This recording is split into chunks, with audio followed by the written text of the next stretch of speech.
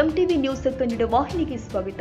ದಾರಿ ತಪ್ಪಿದ ಸಿಎಂ ಸಿದ್ದರಾಮಯ್ಯ ಪ್ರಯಾಣಿಸುತ್ತಿದ್ದ ಹೆಲಿಕಾಪ್ಟರ್ ಕಕ್ಕಾಬಿಕ್ಕಿಯಾದ ಅಧಿಕಾರಿಗಳು. ಲಿಂಗಸೂಗೂರ ಪಟ್ಟಣದಲ್ಲಿ ಮಾಜಿ ಸಚಿವ ಅಮರೇಗೌಡ ಪಾಟೀಲ್ ಬಯ್ಯಾಪುರ ಅವರ ಮೊಮ್ಮಗ ವಿಧಾನ ಪರಿಷತ್ ಸದಸ್ಯ ಶರಣಗೌಡ ಪಾಟೀಲ್ ಬಯ್ಯಾಪುರ ಪುತ್ರನ ಮದುವೆ ಸಮಾರಂಭಕ್ಕೆ ಆಗಮಿಸಿದ್ದ ಮುಖ್ಯಮಂತ್ರಿ ಸಿದ್ದರಾಮಯ್ಯ ಅವರು ಪ್ರಯಾಣಿಸುತ್ತಿದ್ದ ಹೆಲಿಕಾಪ್ಟರ್ ನಿಗದಿಪಡಿಸಿದ ಹೆಲಿಪ್ಯಾಡ್ ಬಿಟ್ಟು ಬೇರೊಂದು ಹೆಲಿಪ್ಯಾಡ್ನಲ್ಲಿ ಇಳಿದು ಅಧಿಕಾರಿಗಳನ್ನ ಗೊಂದಲಕ್ಕೀಡು ಮಾಡಿ ಕಕ್ಕಾಬಿಕ್ಕಿಯಾಗಿಸಿದ ಘಟನೆ ರವಿವಾರ ಜರುಗಿದೆ.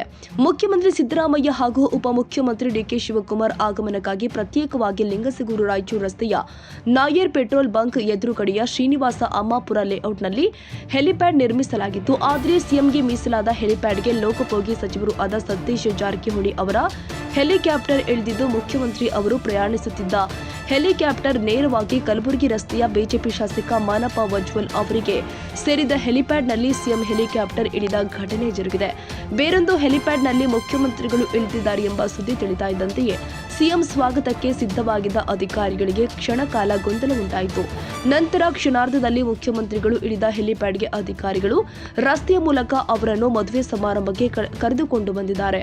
ಸಿಎಂ ಸಿದ್ದರಾಮಯ್ಯ ಅವರು ಪ್ರಯಾಣಿಸ್ತಾ ಇದ್ದ ಹೆಲಿಕಾಪ್ಟರ್ ದಾರಿ ತಪ್ಪಿ ಶಾಸಕ ವಜ್ವಲ್ ಅವರಿಗೆ ಸೇರಿದ ಹೆಲಿಪ್ಯಾಡ್ಗೆ ಇಳಿಯಿತೋ ಅಥವಾ ನಿಗದಿಪಡಿಸಿದ ಸ್ಥಳದಲ್ಲಿ ಹೆಲಿಕಾಪ್ಟರ್ ಇಳಿಯಲು ಸ್ಥಳವಿಲ್ಲ ಅಂತ ಅಲ್ಲಿ ಇಳಿಸಲಾಯಿತು ಎಂಬುದು ಸಾರ್ವಜನಿಕರ ಚರ್ಚೆಯಾಗಿತ್ತು. ಅಧಿಕಾರಿಗಳ ಸಮನ್ವಯ ಕೊರತೆಯಿಂದಾಗಿ ಹೆಲಿಕಾಪ್ಟರ್ ಇಳಿಯುವ ಸ್ಥಳದಲ್ಲಿ ವ್ಯತ್ಯಾಸ ಕಂಡು ಬಂದಿದ್ದು ಸ್ಥಳದಲ್ಲಿ ಕೆಲಕಾಲ ಗೊಂದಲದ ವಾತಾವರಣ ನಿರ್ಮಾಣವಾಗಿದೆ.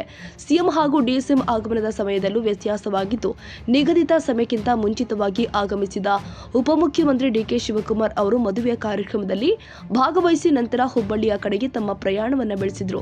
ಮದುವೆ ಸಮಾರಂಭದಲ್ಲಿ ಮುಖ್ಯಮಂತ್ರಿ ಹಾಗೂ ಉಪಮುಖ್ಯಮಂತ್ರಿಗಳು ಪ್ರತ್ಯೇಕವಾಗಿ ಭಾಗವಹಿಸಿದ್ದು ಹಲವು ಚರ್ಚೆಗೆ ಕಾರಣವಾಗಿದೆ.